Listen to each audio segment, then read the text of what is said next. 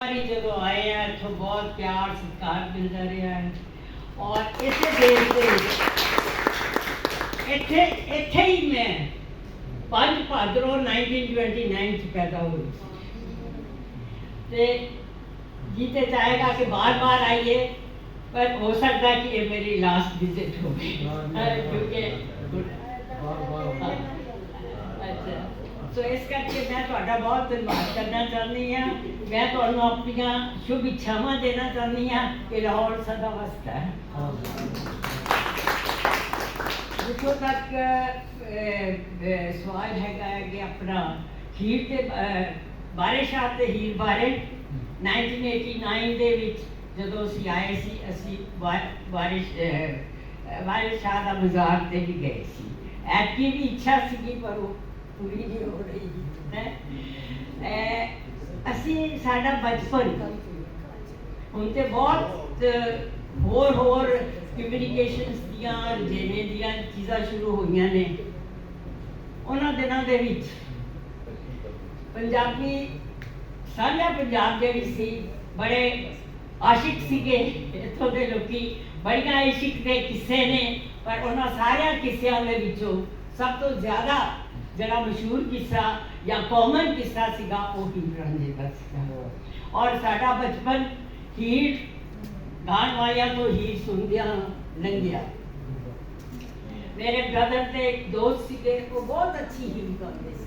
वो जदों भी साडे घर आंदे सीगे ते जरूरी सीगा कि वो हीर गा के सुनान। सो हीर ते वारिस शाह दा नाल साडा और बहुत अच्छी गल है कि मौका मिलिया कि तुसी उन्हां दे शताब्दी बना रहे हो। और जिस तरह गुलजार होना ने किया है कि वो भी दिसंबर दे विच नाम की कोशिश कर रहे हैं ते उन्होंने खास मैंने कहा कि तुहानू सारिਆਂ ਨੂੰ सदा दिता जाए कि तुसी आओ आप रल के बैठ के हीर गाइए ते हीर दे और वारिस शाह दे साझे करिए। जिस तरह भाई साहब ने किया है कि जो कुछ वारिस शाह लिख के ने साडी कल्चर के बारे साडी कल्चर के बारे और कोई किसी ने नहीं लिखा। हुण जितों तक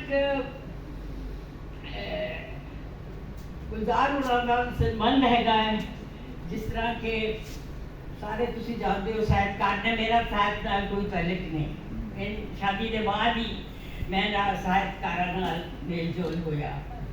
इन्होंने अपना साहित्यिक सफ़र शॉर्ट स्टोरीज तो शुरू किया, स्टोरी राइटिंग तो फिर इन्होंने कुछ नावलों से भी अपना आजमाया। इन्हों की कहानियां की किताब अमर कथा जिन्हों के इंडियन साहित्य अकेडमी वालों अवार्ड मिले सी कापी अपने दयाल सिंह रिसर्च इंस्टीट्यूट वाले प्रजेंट की सी।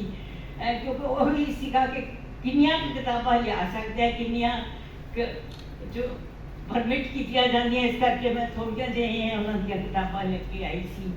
उत्थे 4 किताबां उत्थे दित्तियां ने इन्हां दी सेलेक्टेड स्टोरीज। इन्हां दे एक नावल इंग्लिश ट्रांसलेटेड और अमर कथा उर्दू ट्रांसलेटेड हुई है।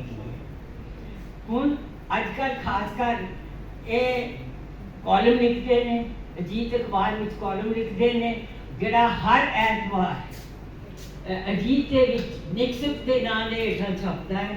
और वो अमेरिका कैनेडा ते यूके विच भी जड़ियाँ पंजाबी दियां अखबारां ने उन्हां दे विच सारा या जड़ा भी कोई पोर्शन उहदे विच होवे वो उत्थे भी छपता है।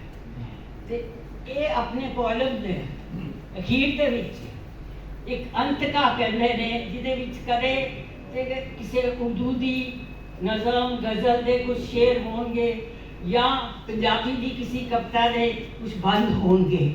सो मैं ये जी सांझ हैगी है साड़ी इधर के पंजाब की ते उधर के पंजाब की साडा इको खाना साडा इको पहरावा साडा इको रस्मां रीतां हैगियां ने साडी बोली इको।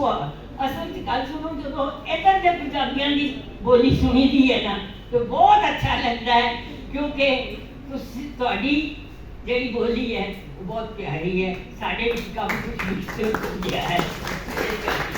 पर क्योंकि ये अंत का मैनू ते ना गाना आवे ना बोलना आवे किस शैली नू, ते मैं जसबीर जी ਨੂੰ रिक्वेस्ट करांगी कि ये सांझ जड़ी है साड़ी ਉਹਦੇ ਉੱਤੇ ਇਹ ਅੰਤ का आके अपनी आवाज़ है सुना।